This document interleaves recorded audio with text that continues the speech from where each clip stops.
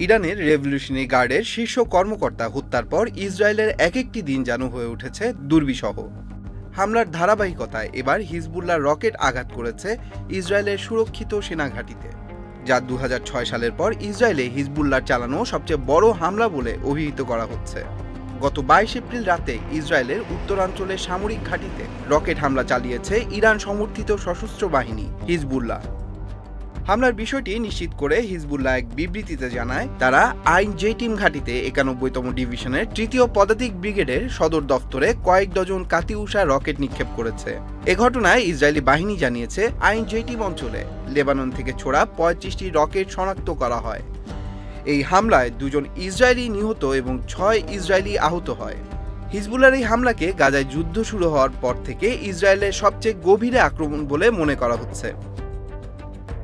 এ সময় হিজবুল্লাহর কাতিউষা রকেটের কাছে ইসরায়েলের সর্বাধুনিক প্রযুক্তির আয়রন ডোমও হার মানে। হামলায় আগুন ধরে যায় একটি ভবনে।